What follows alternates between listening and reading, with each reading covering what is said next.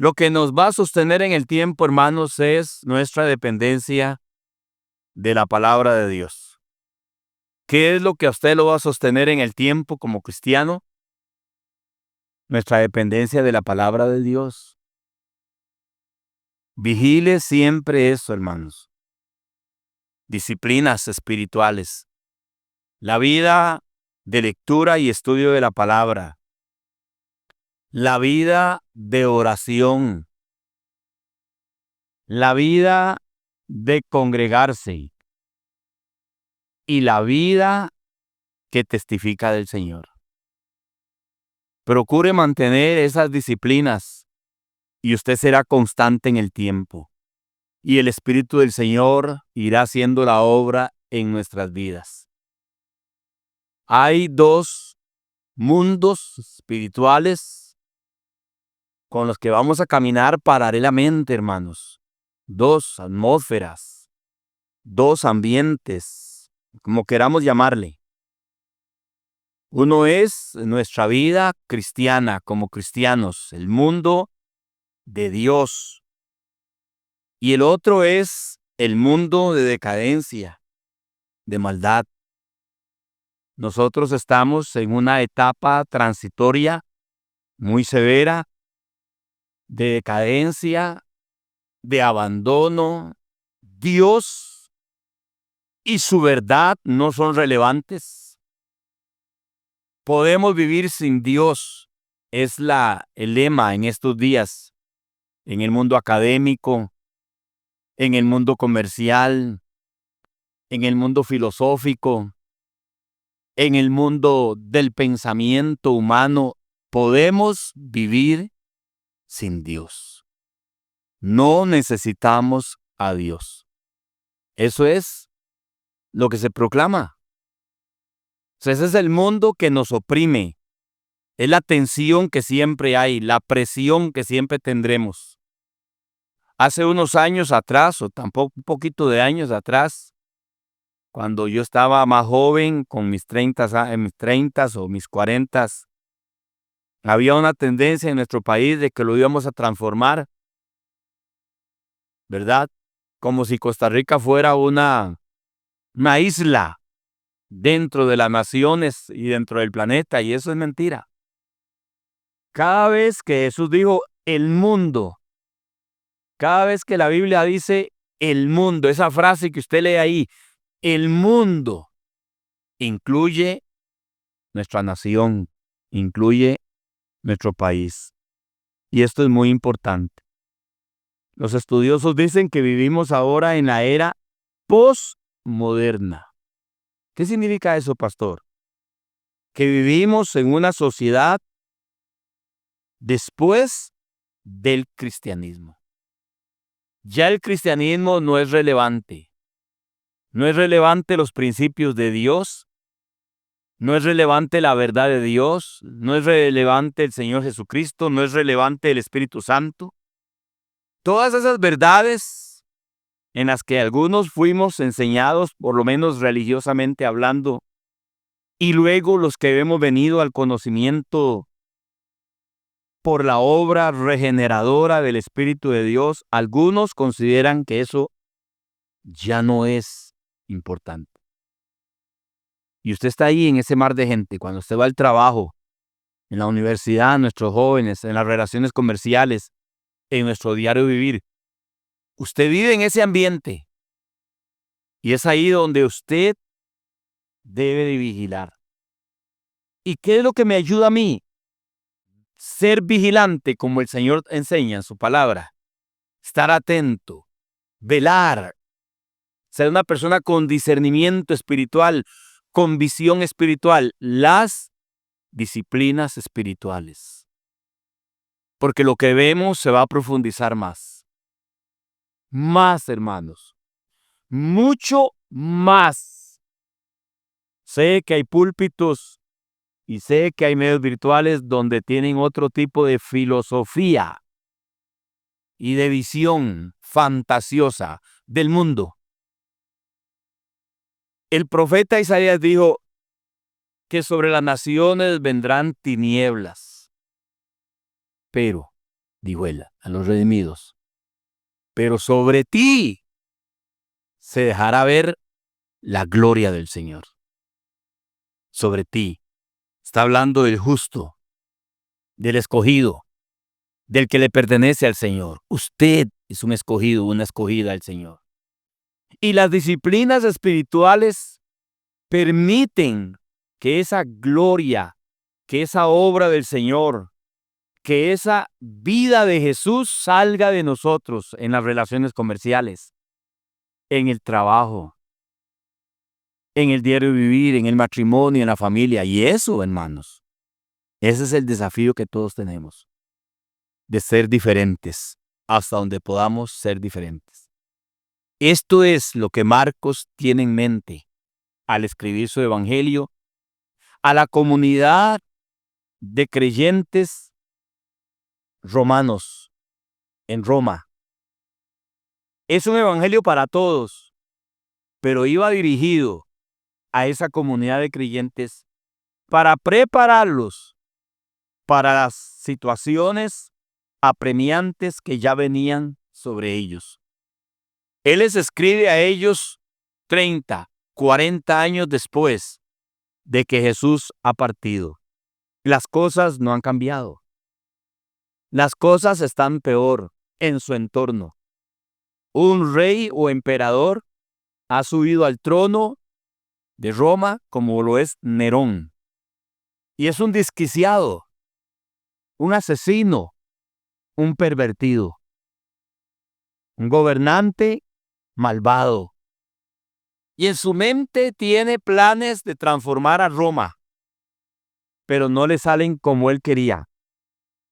Entonces él comete un error y él le achaca lo sucedido a los cristianos.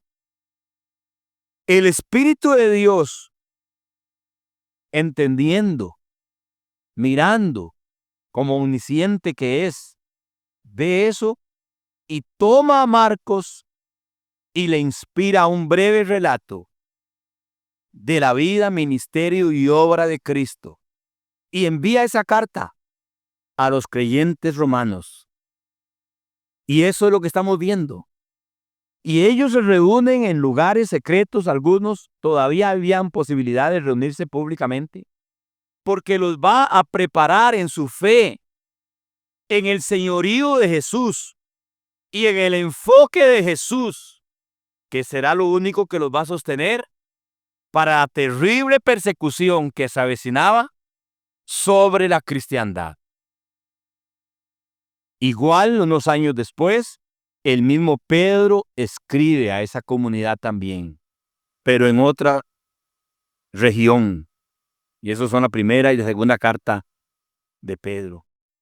¿Por qué comparto todo esto, hermanos? Porque la Escritura fue creada en un contexto histórico, de vida, de realidad, de un mundo que no ha cambiado, en el sentido de su esencia pecaminosa no ha cambiado. Cambian las estructuras, cambia la arquitectura, cambia la ingeniería, cambia la infraestructura. Antes eran caminos de calzadas, hoy tenemos caminos pavimentados. Antes eran carretas y carretones, hoy son autobuses, camiones de gasolina, de combustible u eléctricos. Antes eran edificios de bareque o de ladrillo o de roca o de piedra, hoy son de mejor consistencia algunos. Cambian las partes externas de ingeniería, de tecnología, pero la esencia de lo que era el mundo entonces es igual hoy. Había maldad, había iniquidad, un imperio sumamente invasor e invasivo, aterrador, emperadores, gobernantes terriblemente malvados. Ese es el ambiente en el que crece la fe. Es el ambiente donde surgen las semillas del evangelio y los cristianos se levantan. No olvide eso, hermanos. No olvide eso. Ellos no se edificaron sobre fantasías. Marcos no está hablando fantasías como las que usted oye hoy en los púlpitos. Y se oían en aquella época también, pero no tan masivamente como hoy. Hoy, por cada verdadero predicador hay 20, 30 falsos, diseminados en los púlpitos y diseminados en las redes, YouTube, Facebook y otros medios más de comunicación. Y usted es llamado a discernir qué es verdad y qué es falso. ¿Y cómo discierno eso? Conociendo la verdad. Y eso es lo que somos llamados a predicar. La verdad, no lo que a usted le gusta. Nadie que es inconverso, hermanos. Nadie de quien Jesucristo no es su Señor, que viene aquí, que nos honra con su visita, él no puede venir aquí y sentirse confortable. Si yo hago que alguien se sienta confortable, no habiendo nacido de nuevo, siendo inconverso, de quien Jesús no es el Señor, yo estoy cometiendo un grave error. Él tiene que sentirse incómodo cuando le predico la verdad del Evangelio. La verdad del Evangelio llena de gozo al que ha nacido de nuevo y al que tiene hambre y sed de Dios en su corazón. Y esto es el gran desafío que todos tenemos en su trabajo. Testificarle de Jesús a la gente. En su vida privada, orar y pasar tiempo en la palabra de Dios. Congregarse. Son disciplinas que te van a sostener en el tiempo y ante toda esta cosa terrible de locuras que hoy vivimos en este mundo y sociedad de hoy. Locuras. Las estadísticas en todo sentido se han elevado, hermanos. Yo no acepto que tenemos un país mejor.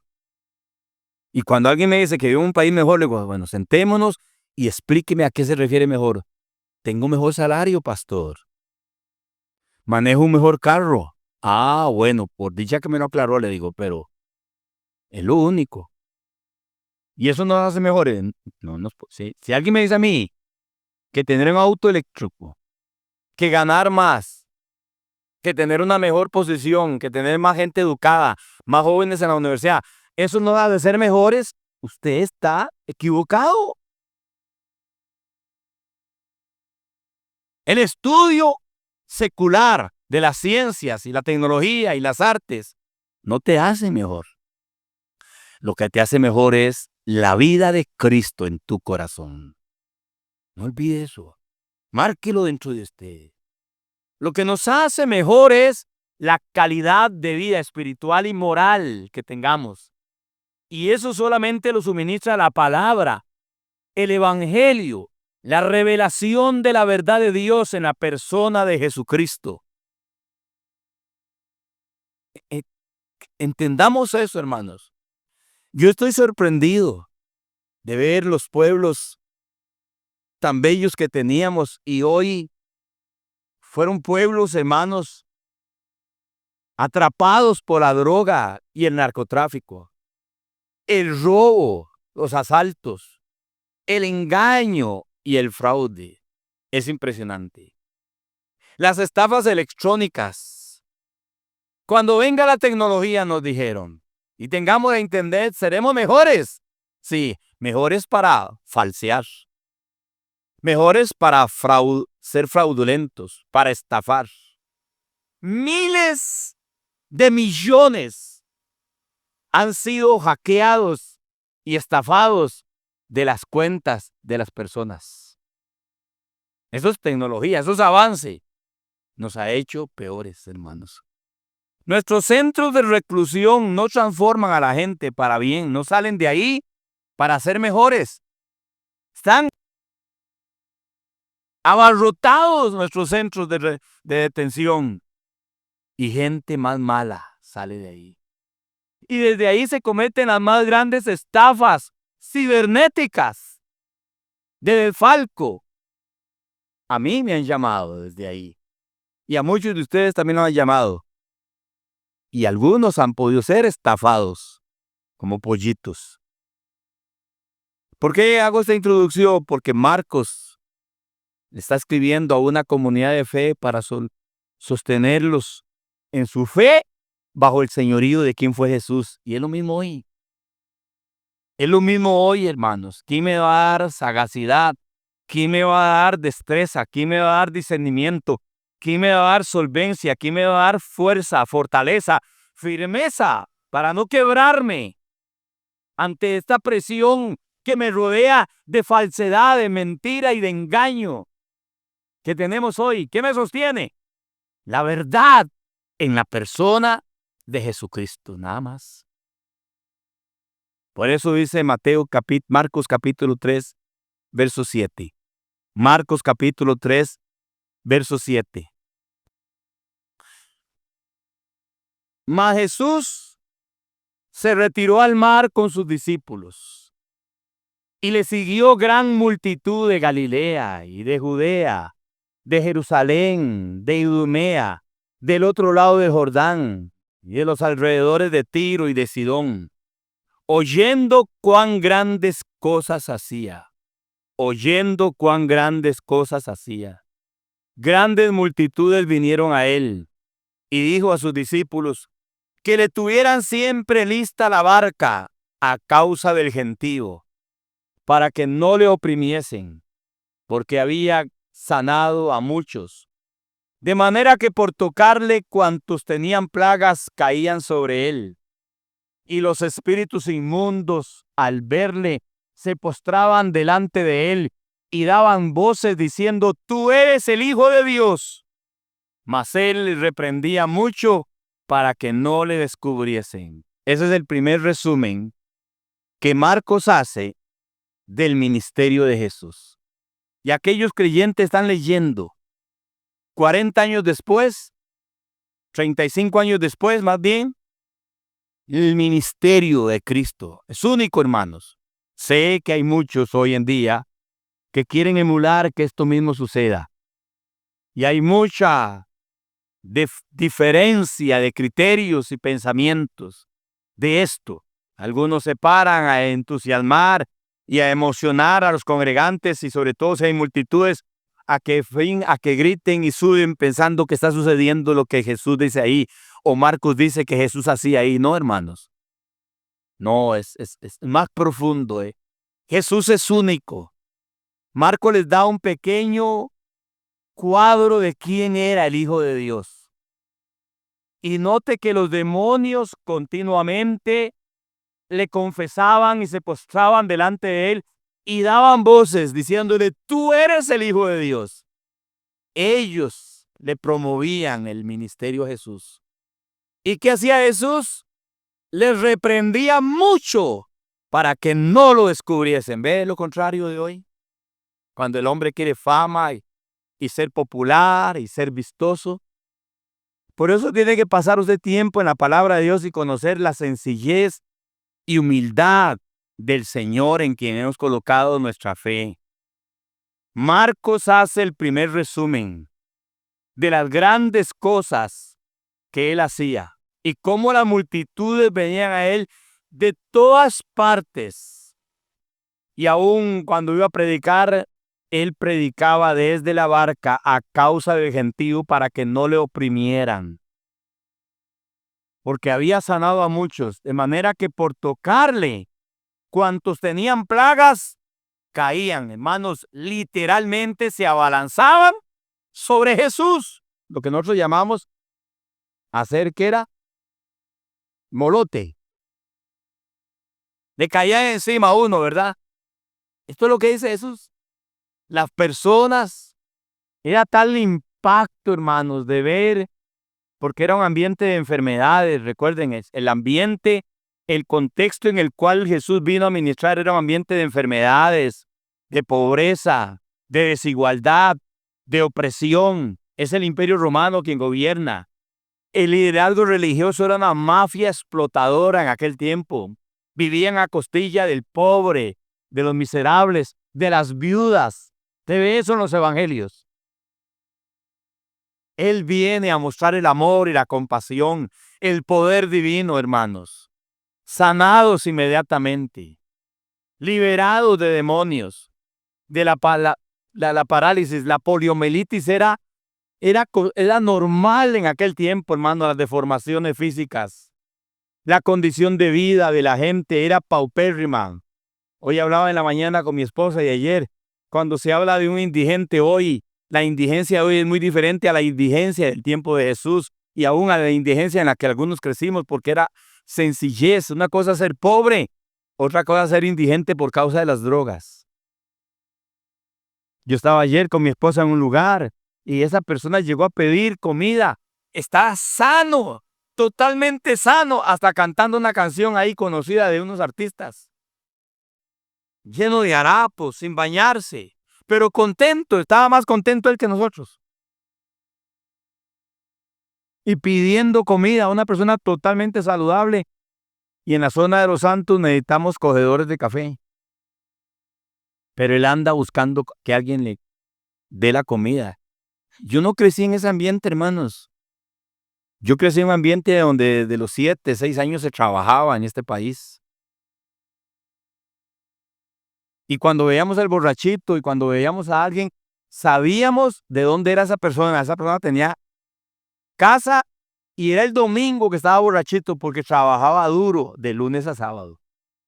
Entonces se daba una vueltita a la cantina a echarse sus traguitos. Pero esa persona se embriagaba y lunes iba para el trabajo.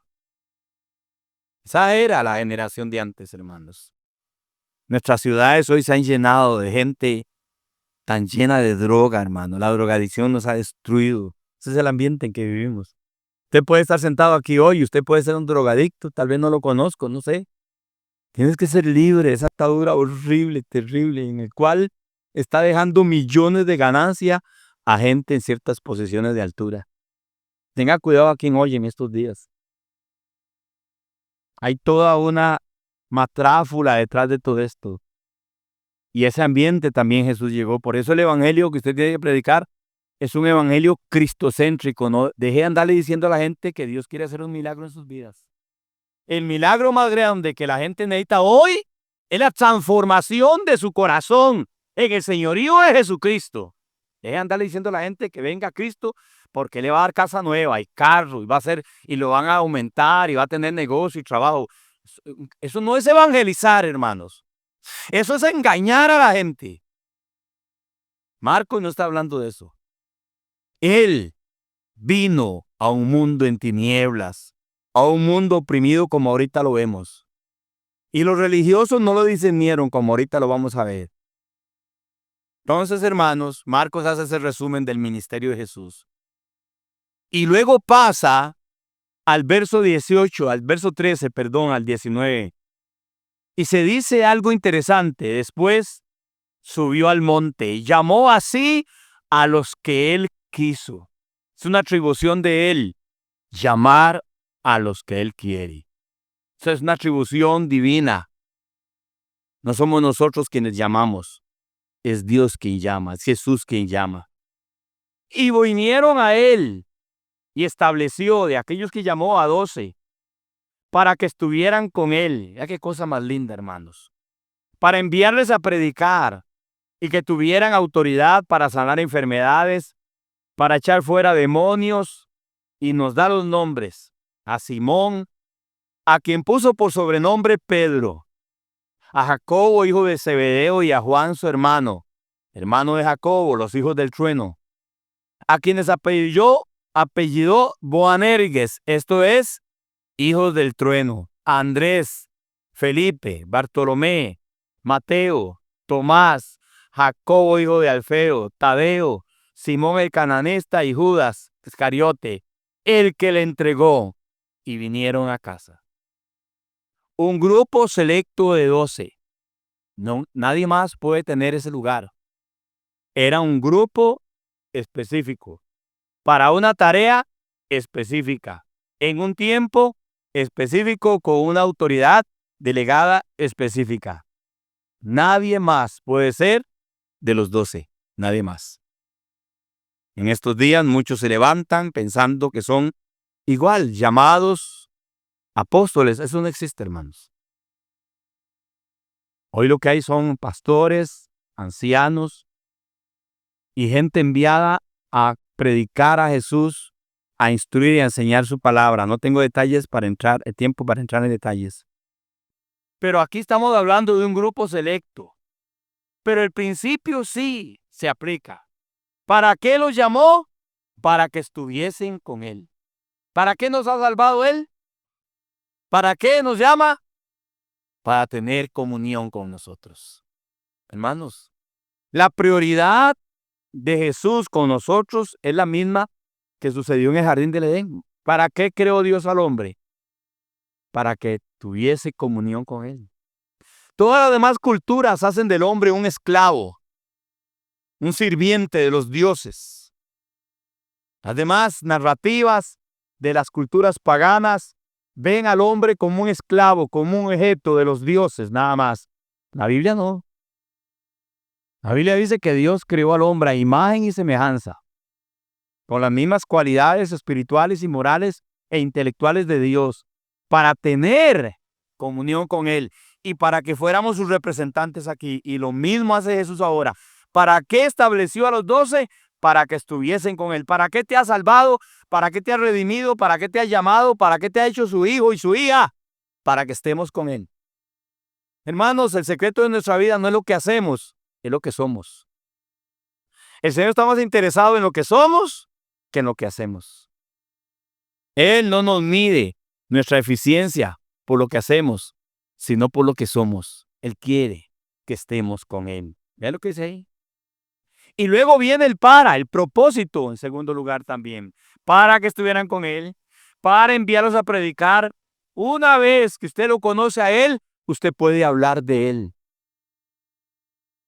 Cuando usted conoce a Él, usted puede testificar de Él.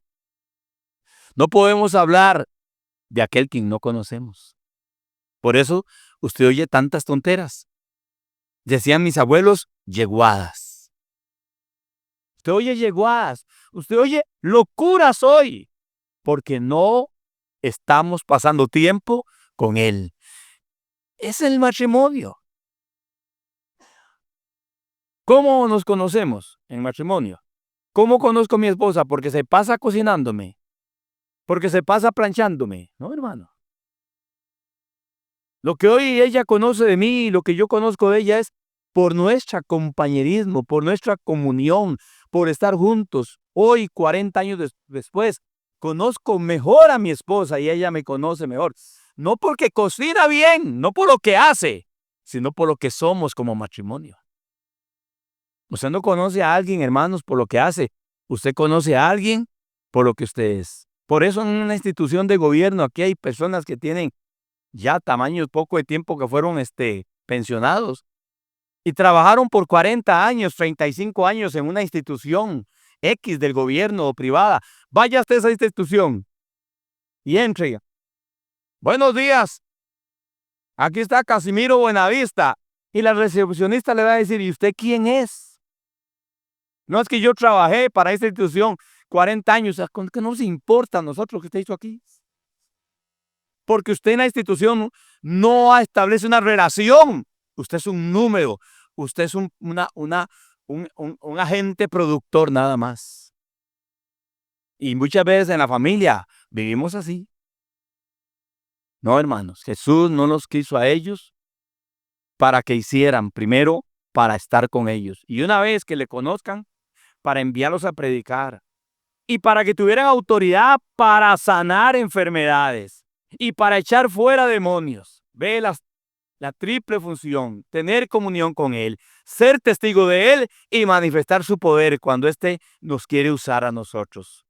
Para que el Señor se manifieste a través de tus manos, a través de tus dones, a través de las obras del Espíritu Santo en tu vida. Porque no es que tú tienes algo, lo tiene el Espíritu Santo, pero Él habita en ti y Él te quiere usar a ti en tu trabajo, en tu casa, en el vecindario, con tus conocidos. Él quiere usarte. En principio es el mismo, hermanos. El lugar especial que ellos tuvieron es único, eso sí. Fueron apóstoles del Cordero. Fueron únicos en su llamado. Pero los principios que habla el versículo 14 y el versículo 15 se aplican a nosotros también hoy. Dios quiere que tú le conozcas. Jesús quiere que tú le conozcas. Y Jesús quiere que seas un testigo de Él. y quiere usarte ahí donde estás para llevar ánimo, fortaleza, aliento y sanidad a los que necesitan de ti también. Según la discreción de Él. Según la discreción de Él. ¿Ven, hermanos? La elección de los 12. Y luego, verso 20, que es la sección más larga de ese capítulo. Y se agolpó de nuevo la gente, verso 20. De modo que ellos ni aún podían comer pan. O sea, no había chance ni para alimentarse, hermanos. Cuando lo supieron o lo oyeron, los suyos, o sea, los familiares de Jesús, vinieron para prenderle, o sea, para atarlo, para capturarlo. Los de él, la familia de él, vinieron para prenderle. Porque decían, ¿qué decían los familiares de Jesús? Está fuera de sí, o sea, se volvió loco. Note lo que la familia decía de él. Pero los escribas, esto hizo la familia, ahora note lo que dice el liderazgo religioso. Pero los escribas que habían venido de Jerusalén decían que tenía a Belcebú. Belcebú, hermanos, significa el príncipe de las moscas, o el príncipe del basurero, o del estercolero. Era un término para describir a Satanás como el príncipe de los demonios. Que tenía Belcebú y que por el príncipe de los demonios echaba fuera a los demonios. Y habiéndolos llamado, les decía en parábolas. Entonces él usa parábolas para refutar la afirmación de los líderes. Note que son escribas. ¿Qué es un escriba? Una persona docta y erudita en la ley del Señor. Eran los intérpretes, hermanos.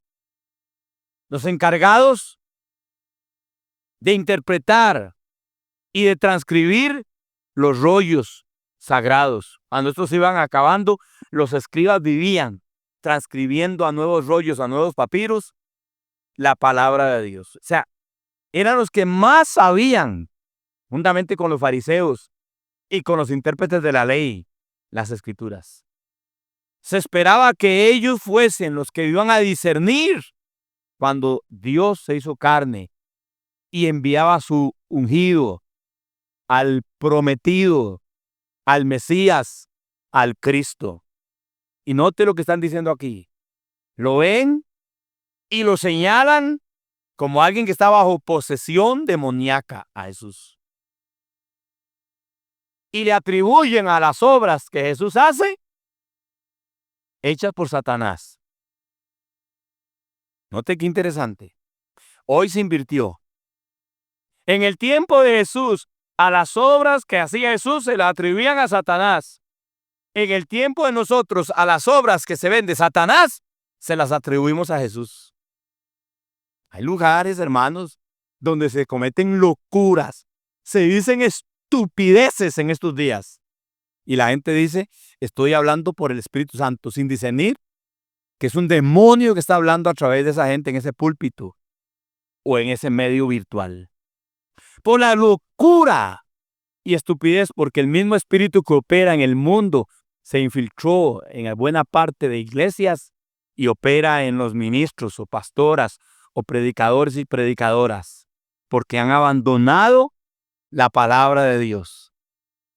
Y esto es lo que Marcos está ayudándoles a esos cristianos, como a nosotros. ¿Quién fue Jesús?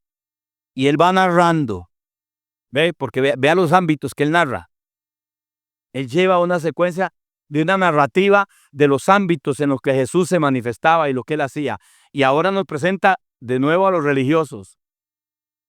Y él les dijo, en parábolas, ¿cómo puede Satanás echar fuera a Satanás? Si su reino está dividido contra sí mismo, tal reino no puede permanecer. Si una casa está dividida contra sí misma, tal casa no puede permanecer. Si Satanás se levanta contra sí mismo y se divide, no puede permanecer, sino que ha llegado su fin. Primera parábola. No puede entrar en la casa de un hombre fuerte y saquear sus bienes, ninguno, si antes no le ata. La segunda parábola. Y entonces podrá saquear su casa. de cierto les digo, a todos los pecados serán perdonados a los hijos de los hombres y las blasfemias cualquiera que sean.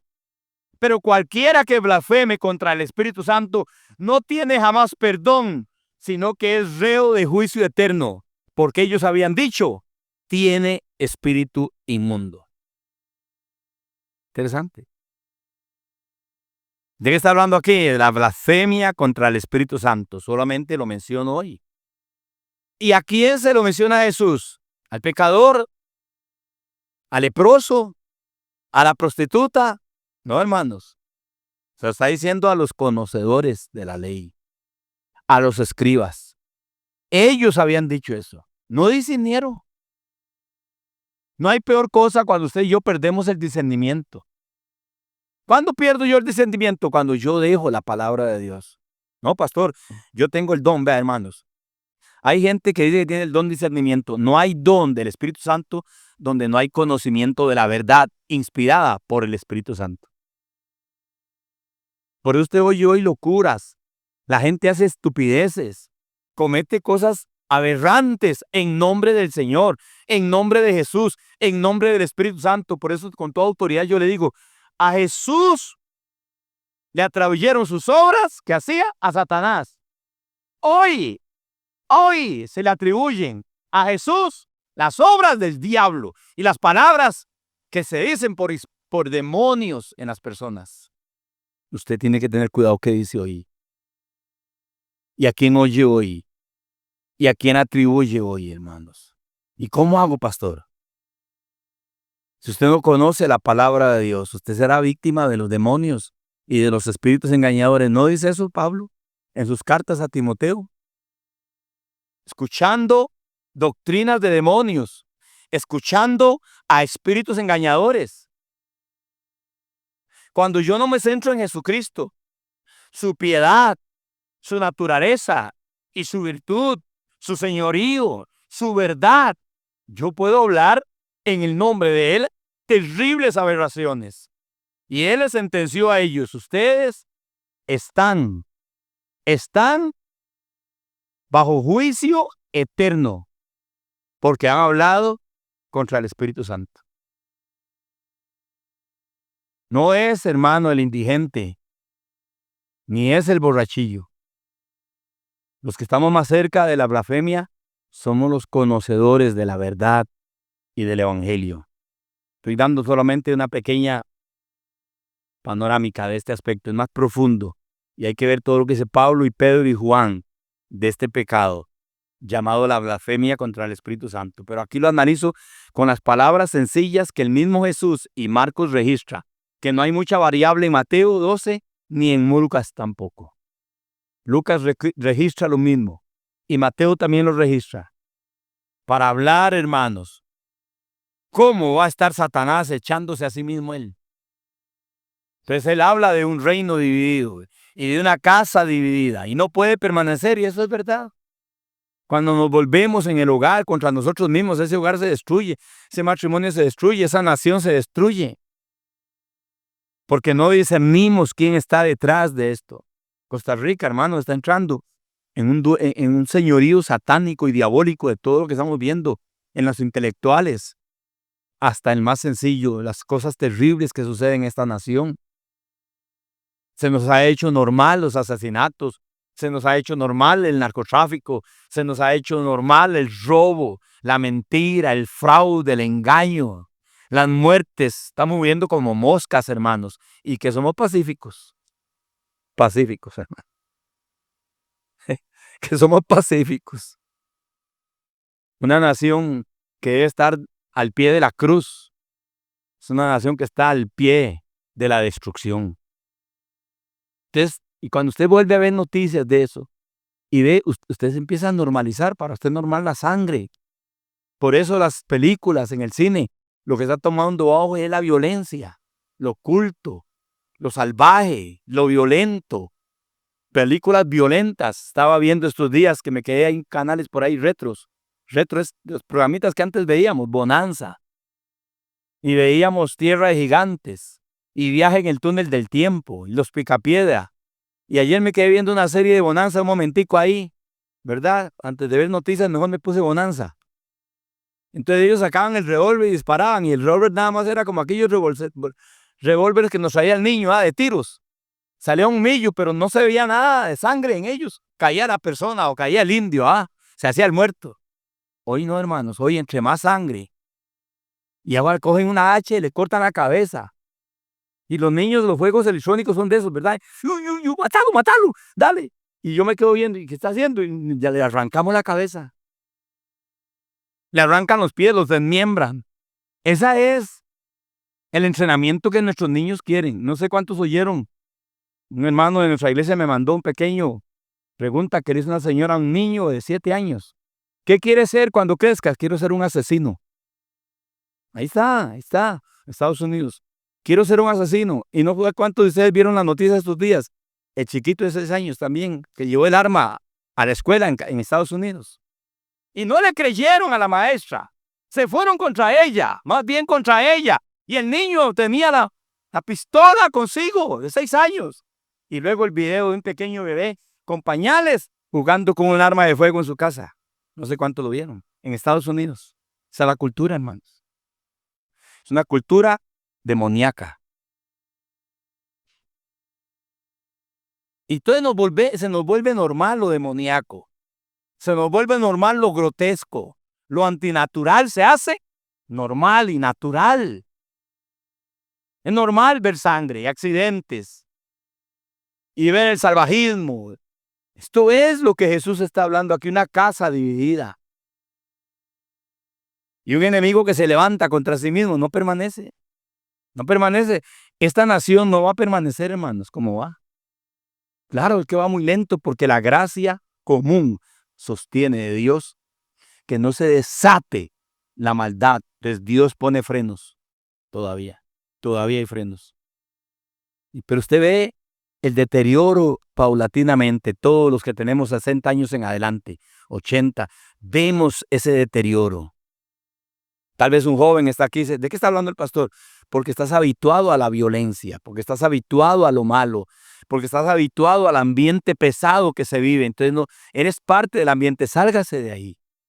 Por eso la iglesia le llama a los llamados, salidos, discernimos diferente, tenemos una visión diferente. Jesús les dijo a los escribas, a los líderes religiosos, les está diciendo, ustedes son reos de juicio eterno porque han blasfemado contra el Espíritu Santo. ¿Cuándo blasfemaron? Porque ellos decían, tiene espíritu inmundo. Atribuirle a Satanás las obras de Dios, hermanos, es terrible, porque son las obras del Espíritu de Dios. Y hoy hacemos al revés. Le atribuimos a Jesús y al Espíritu Santo las palabras y obras del diablo que se hace en los templos o en las reuniones masivas, donde algunos dicen predicar el evangelio. No, se predican a sí mismos y le predican a la gente lo que quieren oír, sus tonteras, en lugar de hablarles de perdón, de amor, de redención, de salvación, de vida eterna, de las virtudes de Jesús. Hermano, lo que nos va a sostener es el señorío de Cristo. Vea el último pasaje para ir cerrando. Verso 31. ¿Se acuerdan que dice que los suyos vinieron para atarle porque estaba fuera de sí? Pero él estaba enseñando y ese aquí sigue enseñando. Y enseña con esta obra tremenda del error terrible, de la blasfemia terrible contra el Espíritu Santo. Entonces dice, vienen después sus hermanos y su madre. Ya habían llegado. Lo vimos en el verso 20. Vienen después sus hermanos y su madre. Y quedándose afuera enviaron a llamarle. Y la gente que estaba sentada alrededor de él le dijo, tu madre y tus hermanos están afuera y te buscan. Él les respondió, ¿quién es mi madre y mis hermanos? ¿A qué pregunta, hermano? Qué falta de respeto. Qué falta de respeto del Señor Jesús por su familia. Tengamos mucho cuidado. Prioridades. Hermanos, prioridades. Aquí está lo que es la verdadera familia versus la familia natural. ¿Quién es mi madre y mis hermanos? Verso 34. Y mirando a los que estaban sentados alrededor de él, dijo, he aquí mi madre y mis hermanos, porque todo aquel que hace la voluntad de Dios, ese es mi hermano, mi hermana y mi madre. Marcos cierra con un contraste. Unos que blasfeman y le atribuyen a Jesús las obras del diablo, haciendo el bien por el Espíritu Santo. Y ahora él termina hablando del otro grupo, su familia verdadera. ¿Quiénes son la familia verdadera de Jesús? Los que hacen la voluntad de Dios. Ese es mi hermano, esa es mi madre y esa es mi hermana. No lo pudieron atar, hermanos. Ellos querían que podían controlarlo porque estaba fuera de sí. Recuerde el verso 20. Verso 20. Porque estaba fuera de sí, descontrolado. Sus hermanos no creen en él. Recuerden lo que dice Juan capítulo 7. Sus hermanos no creían en él. Él es el hermano mayor. Y el resto de hermanos que tuvo María con José no creyeron en él. Su madre titubeaba, como aquí. La enrolaron en el asunto y se la llevaron. Tu madre y tus hermanos te buscan. Oiga lo que dice él, te buscan. Y él les dijo, bueno muchachos, un momentico. De mamá. Está muy cansado. Porque de Capernaum a donde estaba Jesús, de Nazaret, perdón, a Capernaum eran 50 kilómetros. Que viajaron su familia por él. Él no sale a recibirlos. ¿Por qué? Porque hay que entender prioridades, hermanos. La vida tiene prioridades. Nunca ponga a su familia por encima de Jesús. No lo haga. Si usted quiere tener una familia, un matrimonio que perdure en el tiempo y que Dios te dé estabilidad y poder pasar los vendavales que nos vienen a todos, terribles y de muchas formas, tenga a Jesús por encima de tu familia.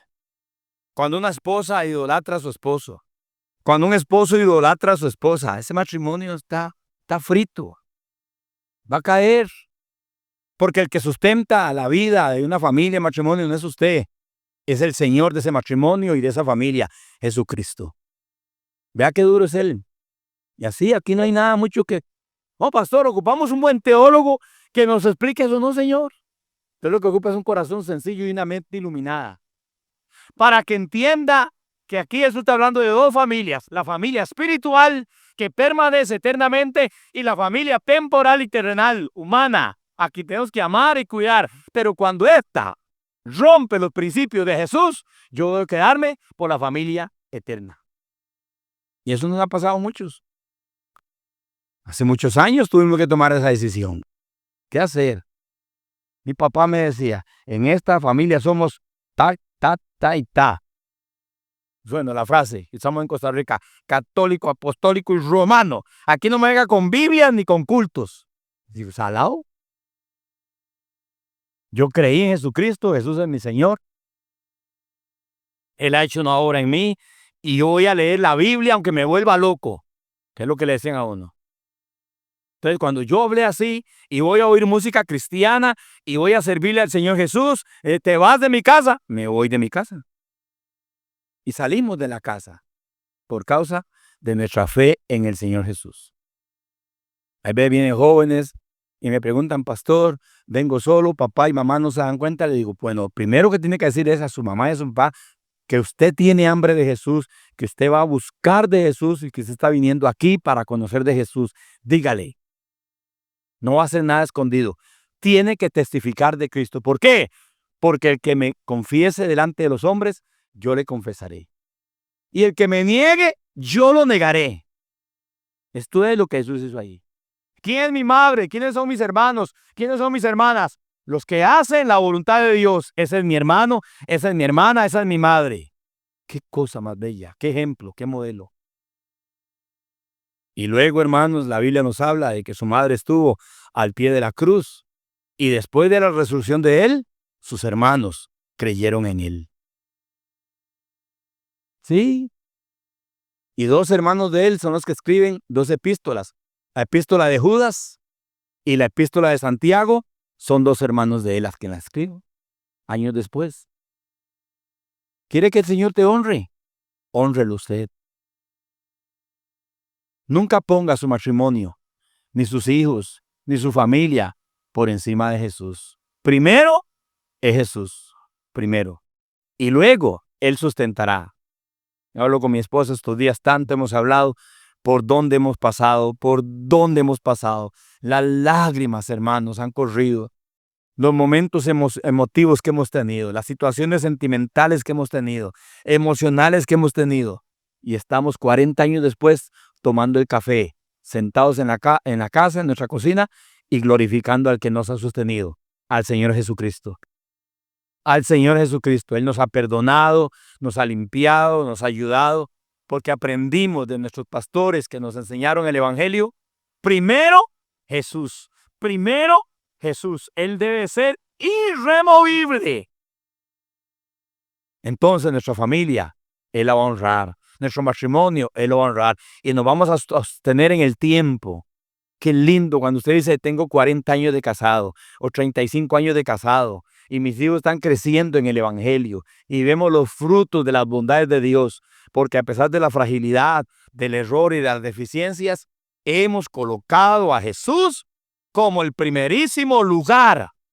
Y Él, cuando es el primer lugar, nos sustentará y nos llevará hasta el final.